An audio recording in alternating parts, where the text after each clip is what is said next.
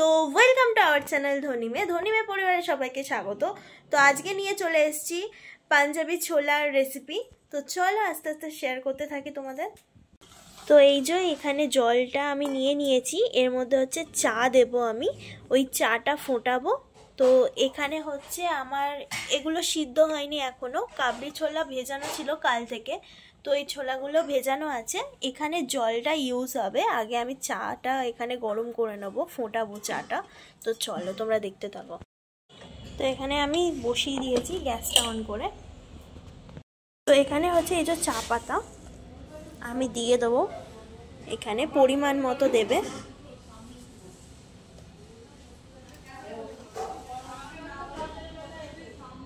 তো আমি মোটামুটি দিয়ে দিয়েছি পরিমাণ অনুযায়ী চাটা ফুটছে। তো এখনও ফুট ধরেনি, মোটামুটি কালারটার জন্য আমার এখানে নিতে হবে, নইলে ছোলার অ্যাকচুয়ালি কালারটা আসবে না। তো আমি এখানে এইভাবে দেখিয়েছি। আর একটা প্রসেস হয়, তোমরা যদি পোঁটলা করো তার মধ্যে একটুখানি চা গুঁড়ো তার সাথে মশলা দিয়ে তোমরা প্রেসার কুকারে দিয়ে দিতে পারো, দিয়ে তার মধ্যে জল দিয়ে প্রেসার কুকারটা অফ করে সিটি মেরে দাও, ব্যাস এনাফ। আর আমি এখানে এই প্রসেসটাও দেখিয়েছি, আমি একেবারে চাটা ছেঁকে জলটা ইউজ করেছি।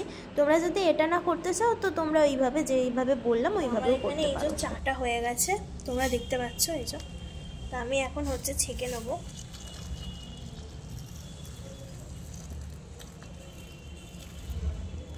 আমার এখানে হয়ে গেছে। তো এই যে আমি এখানে চাটা দিয়ে দিয়েছি। রংটার জন্য শুধুমাত্র চাটাই কিন্তু দরকার। এখানে অনেককে বলো যে কালার আসে না, কালারটা এই জন্যই আসে না কারণ চাটা অনেকে দেয়া হয় না বা দেয় না, ওই জন্য।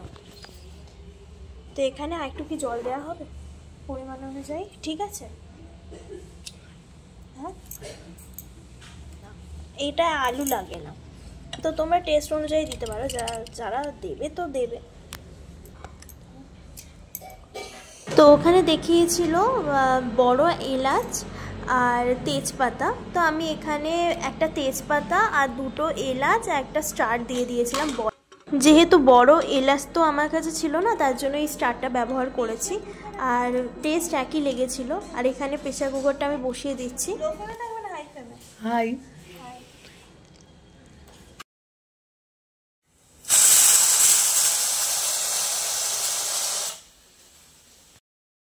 আচ্ছা, আমি এখানে ফাইন করে পেঁয়াজটা কুচিয়ে রেখেছি, মোটামুটি 4টে পেঁয়াজ দিয়েছি মিডিয়াম সাইজের, আর 4 থেকে 3টে।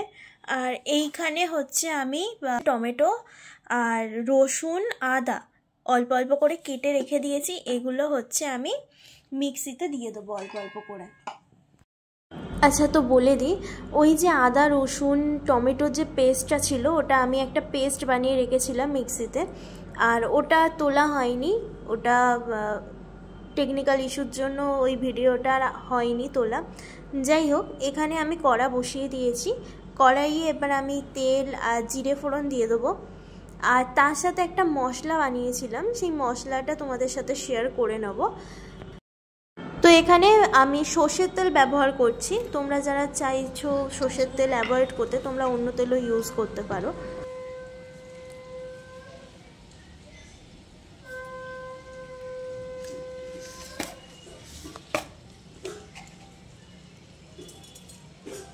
আর দেবো জিরে, দে জোরে দে, কড়াটা জোরেই আছে, ফোড়নগুলো দিয়ে দে। ওই দিকে তৈরি না, ওই দিক থেকে তৈরি না।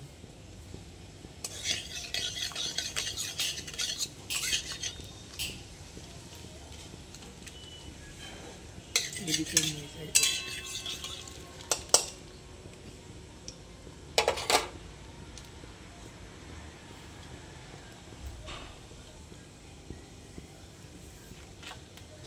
অনই আছে সব।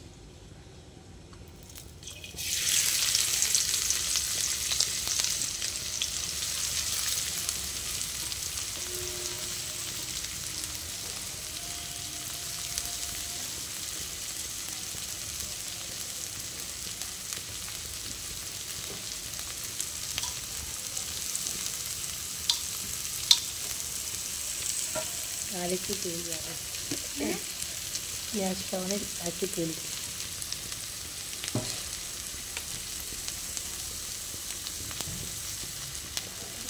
থাক থাক।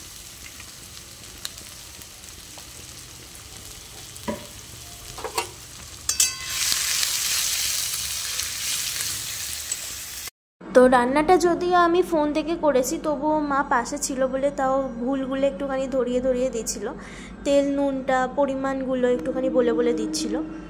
তো এখানে পেঁয়াজটা ভাজা হোক, আমরা তাহলে চলে যাই মশলাটা কিভাবে বানাচ্ছি সেটা দেখার জন্য। তো চলো, এখানে আমি কিছু মশলা ভেজে নেবো শুকনো কড়াইয়ে। এখানে হচ্ছে শুকনো লঙ্কা দুটো, একটা হচ্ছে দারচিনি, ধনে নিয়েছি গোটা ধনে, আর এখানে জিরে গোটা, আর এটা হচ্ছে স্টার একটা একটুখানি নিয়েছি, আর এটা হচ্ছে এলাচ। ব্যাস, তো এগুলো একেবারে গুঁড়ো করে, আর কি কি দিতে থাকছি তোমরা দেখো।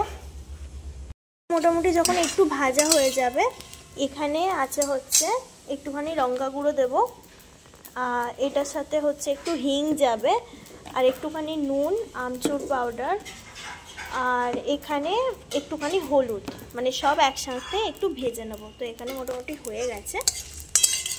তো পাউডার ফর্মগুলো এবার আমি দিয়ে দেবো এখানে। তো এখানে মোটামুটি সব কিছু দেওয়া হয়ে গেছে।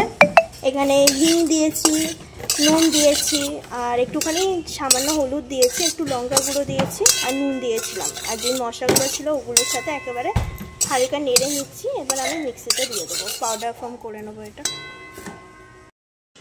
তো এবার এটা গুঁড়িয়ে নেবো আমি। তো এই যে এখানে আমাদের মশলা তৈরি।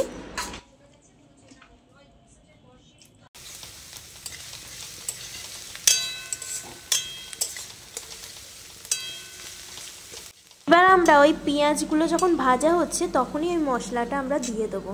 এই যে এখানে সমস্ত মশলাটা দিয়ে দিলাম, ওটা দেখানো হয়নি। তারপর আমি ওই আদা রসুন আর হচ্ছে টমেটোর যে পেস্টটা ছিল ওটা আমি দিয়েছি এর মধ্যে, আর তারপর হচ্ছে এই ছোলাগুলো একটু কষিয়ে নিচ্ছিলাম।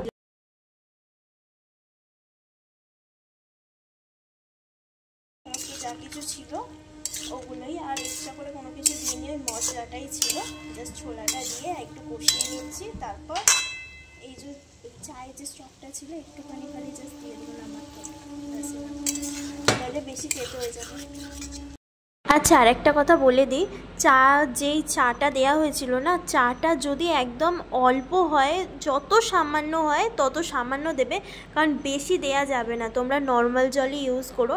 যত তোমরা চায়ের ওই জলটা যদি ইউজ করো তাহলে ওটা তেতো হয়ে যাবে, খেতে ভালো লাগবে না।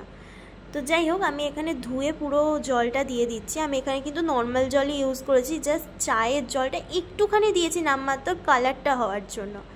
আর তোমরা নুন আর চিনির পরিমাণটা একটু বুঝে দেবে।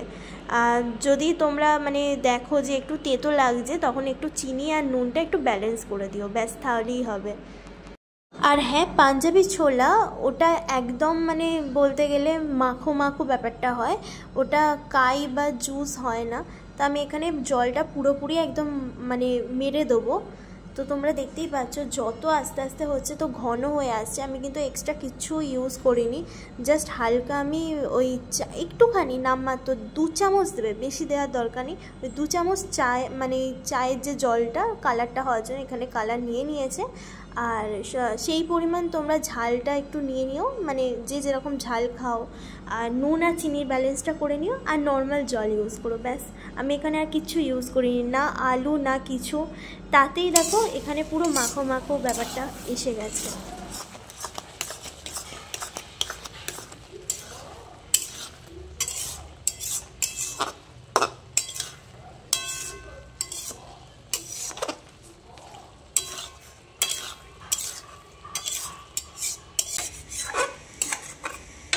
তো এখানে চানা হয়ে গেছে, আমি এবার হচ্ছে এটা এইদিকে শিফট করে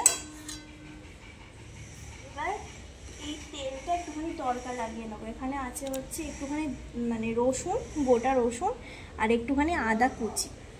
তা আমি এটা তড়কা করে নেবো। আগে হচ্ছে ধনে পাতাগুলো আমি ছড়িয়ে দেবো এখানে, এই যে ধনে পাতাগুলো আগে আমি ছড়িয়ে দেবো, তারপর এটা তড়কাটা আমি লাগবো।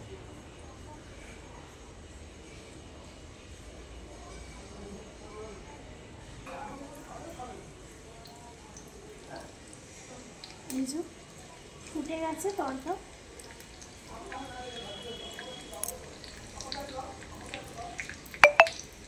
এটা জাস্ট ফ্লেভারটা ইনহ্যান্স করার জন্য, আর কিছু না।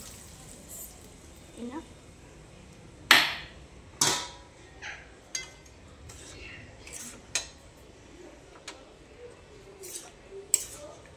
তো আমার এখানে হচ্ছে পাঞ্জাবি ছোলে করতে।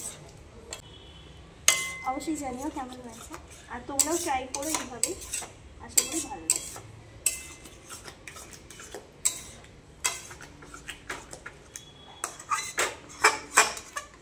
একটু দেখলে তো কলাটা